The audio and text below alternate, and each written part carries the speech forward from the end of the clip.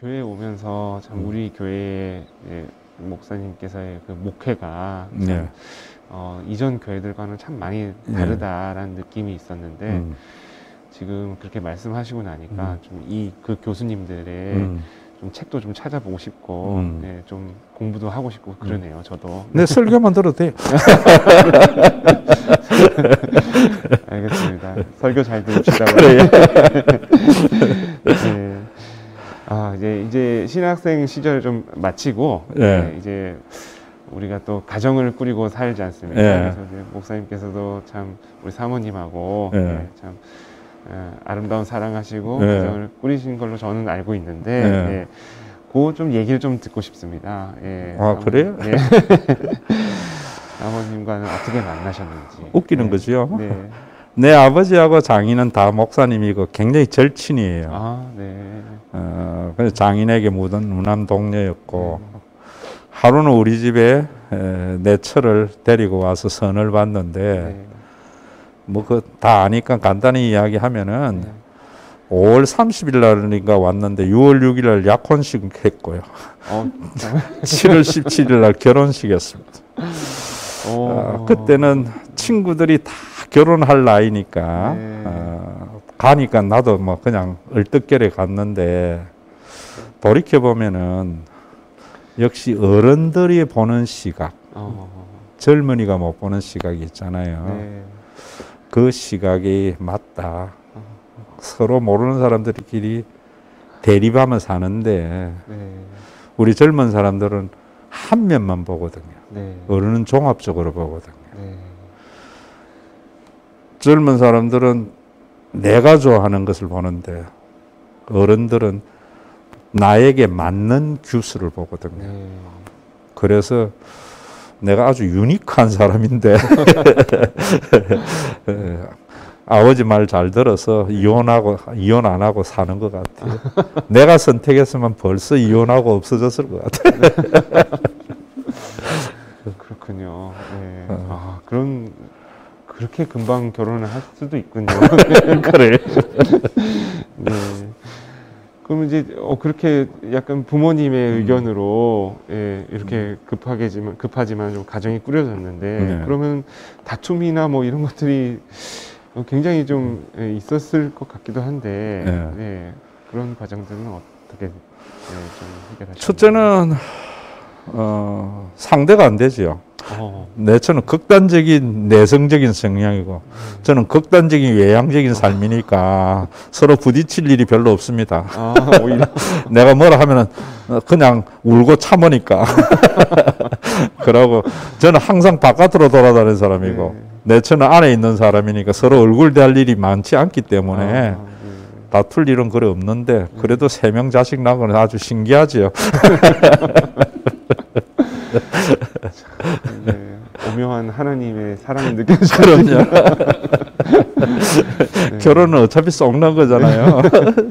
연애하면 알고 썩고 모르고 썩는 게 헐나요. 그렇군요. 신묘막측한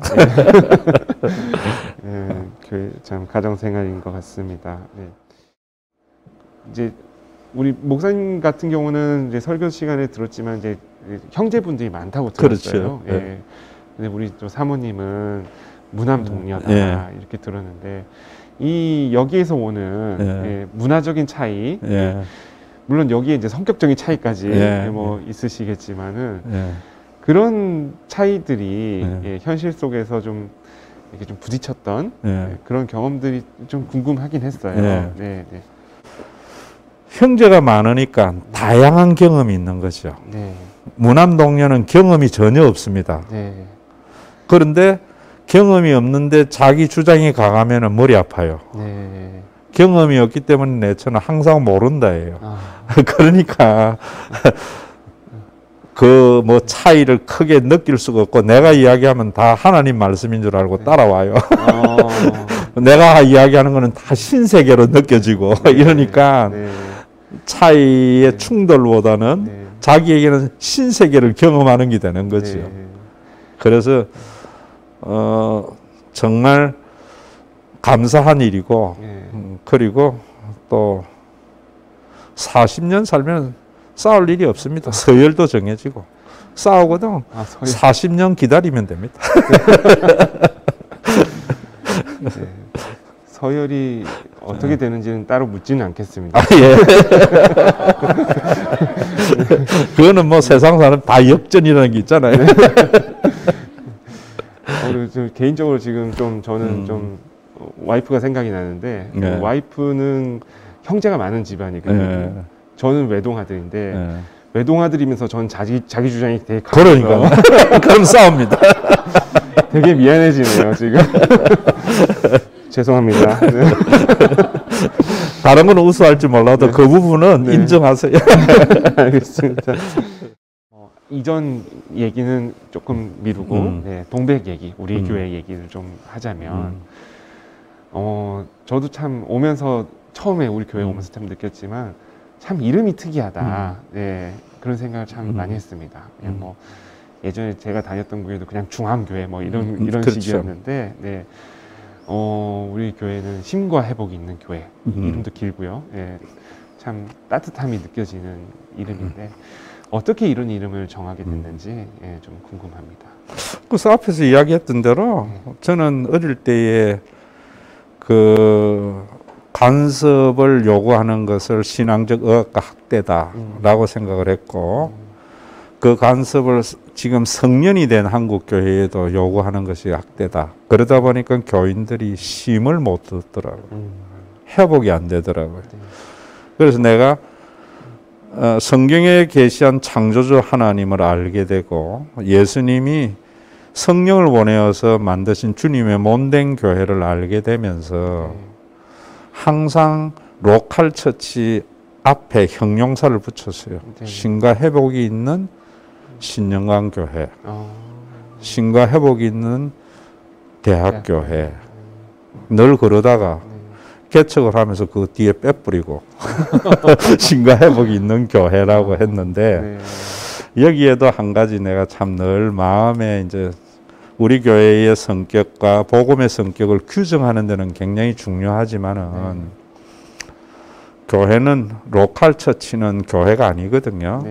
지교회이지. 그래서 옛날에는 지역명의 교회였잖아요. 그렇죠. 그래서 싸우다가 나가면서 우리는 제1이다 붙였고 그렇죠. 또 싸우다가 제1 빼앗겨서 제2 하기는 그러니까 중앙이라 붙였고 그것이 맞지요. 이제 지금 천주교도 그런 건데 80년대에 뭐 복음주의 4인방이라는 나는 복음주의라 하면 실용주의 4인방이라 보는데 이분들이 자본주의적 브랜드를 가지고 한 거예요. 우리 교회도 브랜드화 될까봐 겁이 납니다. 브랜드화가 아니고 우리 교회의 본질의 표현이 되어지고 복음의 표현으로서의 교회가 돼야 된다. 그래서 예전에는 브랜드를 안 했거든요. 빛과 소금이라니까 영광교회 뭐 이렇게 그 복음을 지역명이 아니면은 복음을 표현하는 긴데 그렇죠. 요즘은 그런 것이 하나의 브랜드화되는 것이 안타까움입니다. 그러다 보니까 교회가 더 고급스러운 교회, 더 좋은 교회, 안 좋은 교회. 브랜드는 그런 걸 만들어내잖아요. 질과 상관없는. 그리고 브랜드의 창시자인 목사가 교주화되어지는 거예요. 참 어두운 그림자라고 봅니다. 진짜 우리 교회가 오래도록 재림의 그날까지 브랜드가 아니라 본질이 남는 그런 교회가 되었으면 합니다. 그래서 좀 덧붙이자면은 내가 한갑이 되기 전에는 새벽기도는 모든 걸 내가 했어요. 신방이나. 그러나 지나고 난 뒤에는 내가 요즘 뭐 심지어 교인의 어떤 문제는 기도는 하더라도 개인적인 관계를 잘 안 가지려고 해요. 왜냐하면은 한국 교회가 개척한 목사, 원로 목사의 영향이 너무 크다 보니까 그 교회가 그 목사님의 교회가 되는 거예요. 인간에게는 항상 관계가 있어서. 그래서 동물도 크고 나면은 물어서 쫓아내는데 자식도 저는 크면은 품에서 떠나보내는 거 해야 되거든요. 섭섭하지요. 힘들지요. 네. 교회도 저는 마찬가지라고 해요. 그래서 지금은 전부 부교육자들이, 장로들이 하라는 거예요.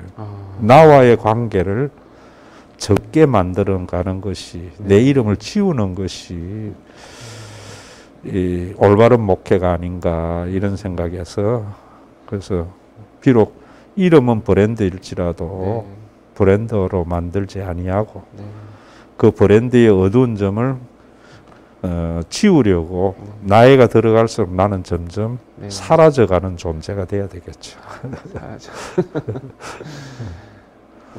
우린 재림과 그런 걸 믿으니까요. 그럼요. 사라지는 건 아닐 겁니다. 뭐 옛날 그런 거 있대요. 뭐 노병은 뭐 사라질 뿐이라고. 네네.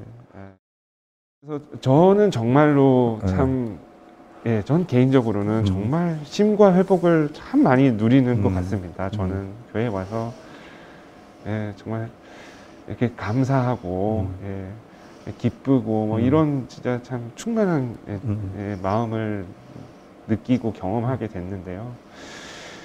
그런데 목사님도 정말 자유함 속에 이렇게 살고 계실까? 또 목사님이기 때문에 이렇게 또 못 누리는 그런 또 자유함이 있을 것 같다. 이런 생각이 좀 들어요. 그래서 목사님은 어떠신지? 자유함의 개념에 대한 오해라고 저는 봐요. 사람들은 형식과 전통에 얽매이는 자유를 말하는 줄 아는 거예요. 그게 아니거든요. 그 형식과 내용의 본질에 충실한 것이 저는 자유함이라고 봐요.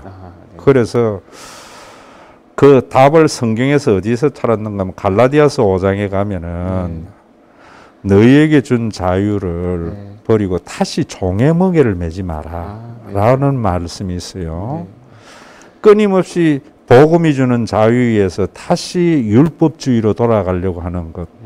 그런데 그러면서 13절에 가보면 뭔가 하면은 너희에게 준 자유를 육신의 기회로 삼지 말고 방임하지 말고 서로 사랑으로 종노릇하라.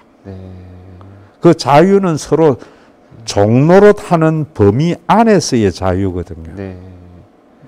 거기 디도서 2장 13절에 가면 친백성, 제가 이야기하잖아요. 곱비. 곱비 안에서 이 곱비가 뭐 사랑 종노릇하는 데에서 형식에 매이지 말라는 거죠. 그 말은 뭐냐면 각자 형편이 다 다르다는 거예요.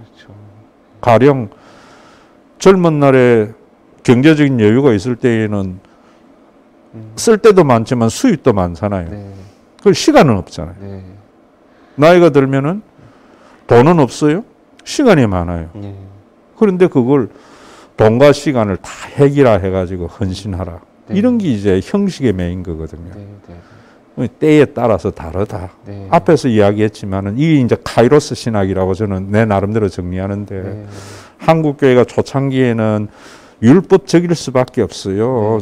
아이들에게 양치질을 때려서라도 하게 해요. 크고 나면은 자유함 속에서 자신의 능력에 맞는 대로 크고 난 뒤에 뭐 바빠서 양치질 안 할 수도 있지만 안 하면 크고 나면은 자기가 찝찝하잖아요. 그렇죠. 그래서 자원하고 기쁜 마음이라는 것은 자신의 능력만큼 율법주의는 투기를 하게 해요. 내 생각대로 안 될 때 하나님이 안 한 것 내가 왜 교인들 내 설교들 안 살아요. 그럴 때에 이것도 내가 이렇게 설교 준비해가 이랬는데 이런 게 이제 자유함을 못 누리는 거거든요. 하나님이 저거 알까? 아시지. 변환시킬 능력이 있을까? 있지. 그런데 왜 하나님이 안 하시지? 내가 모르는 무슨 이유가 있지. 여기에 자유하면 이런 자유함은 늘 누리고 있는 겁니다. 내 자신에 대해서도 내 자신에 대해서도 변화하고 내가 뭘 해야 되지만은 또 내게 주어진 능력이 있잖아요. 능력만큼만 해야죠. 우리는 산업화에서 너무 능력에 지나친 것, 신앙생활의 모든 삶의 영역에서 많다고 봅니다. 다 누립니다.